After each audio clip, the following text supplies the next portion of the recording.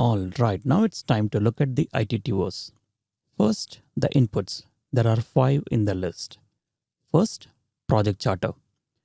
The project charter contains high-level project description, requirements, and high-level risks.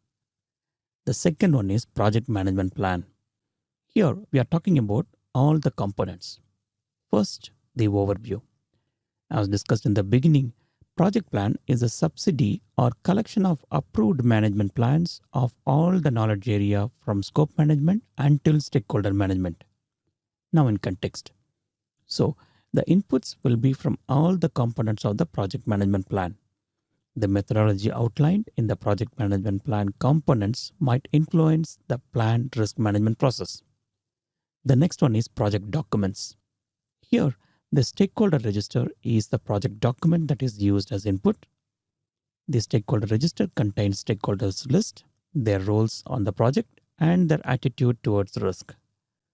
Stakeholders' role will be useful to determine the roles and responsibilities for managing risk. Stakeholders' attitude towards the risk helps to set the risk threshold for the project. The fourth one is enterprise environmental factors. The enterprise environmental factors that can influence the planned risk management process includes, but not limited to, overall risk thresholds set by the organization or key stakeholders. Organizational risk appetite, tolerance, and threshold helps you to identify the impact of risk, to rank them, and determine which risk response strategy to use. The fifth and the final input is organizational process asserts. Authority levels for decision making, lessons learned repository from previous similar projects, organizational risk policy, risk categories possibly organized into risk breakdown structure, common definition of risk concept and terms, risk statement formats, risk from past similar projects. Of course, these records may have information about risk from past and similar projects, which includes risk categories, format for adding risks, template for risk management and lessons learned, organizational process and procedure for project management and risk management, templates for the risk management plan, risk register, and risk reports, are some of the organizational process asserts that are used as inputs. All right, now let's move to the tools and techniques. The first one is expert judgment. The experts can be from familiarity with the organizational approach to manage risk, including enterprise risk management where it is performed, tailoring risk management to the specific need of the project, types of risk that are likely to be encountered on the project in same area. The next one is data analysis. First, stakeholder analysis. Let's look at the overview. Not all the stakeholders are same in a project. I hope you remember our earlier discussion.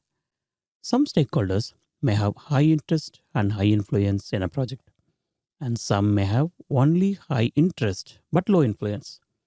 Few others may have high influence but low interest. And the last one may have low interest and low influence in the project.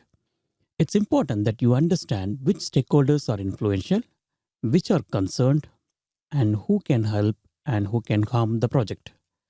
This information can help to formulate the strategies to manage them so that you get maximum support and minimum problem in the project. Now in context. Stakeholder analysis helps to understand the risk aptitude of risk stakeholders. The third in the list is meetings. The risk management plan may be developed as a part of project kickoff meetings or specific planning meeting may be held.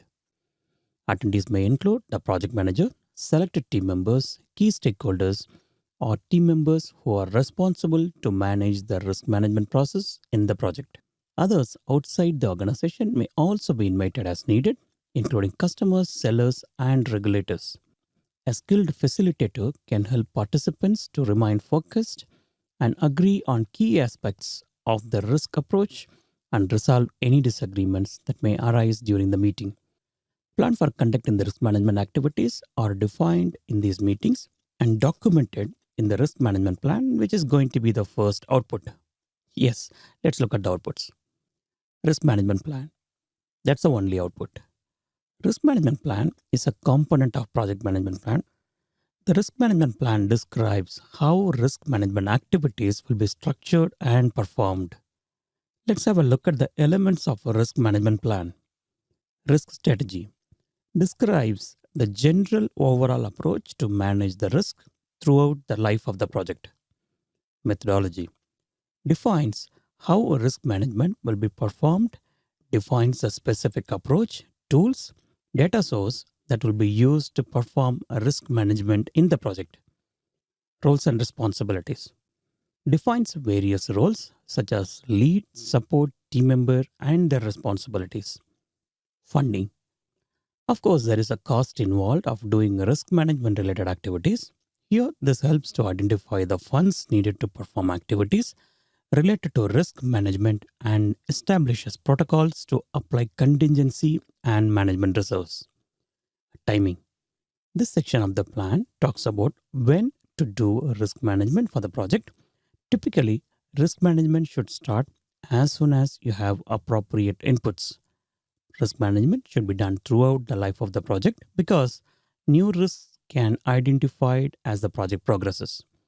Don't forget, the degree of those risks can change over the course of a project. These risk management activities are included in project schedule. Stakeholders' risk appetite. The risk appetite of the key stakeholders should be recorded in risk management plan. They should be expressed as measurable risk thresholds. We already discussed about the risk appetite and risk thresholds. Just to quickly recollect, risk appetite is a high-level description of an individual or group openness to risk. Thresholds are measurable amount of risk that an individual or group are willing to accept. They can be in the specified categories such as schedule and budget. This information will be valuable while ranking and prioritizing the risks. The risk probability and impact are defined in risk management plan. Now, a question to you. What is a likely chance of a team member leaving the organization during the project? If you work in an organization where the attrition rate is very less, then you might say that 0% chance.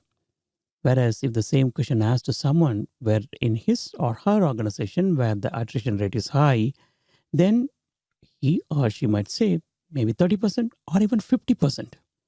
So the impact of risk is not assessed in the same way by every organization.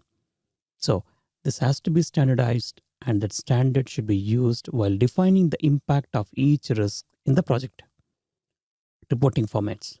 Reporting formats define how the outcome of the project management process will be documented, analyzed, and communicated.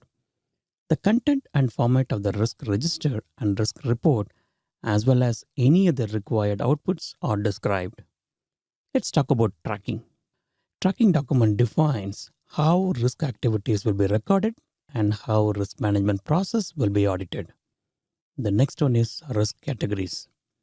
This provides a mean for grouping individual project risks. A common way to structure risk categories is with a risk breakdown structure, which is a hierarchical representation of potential source of risk.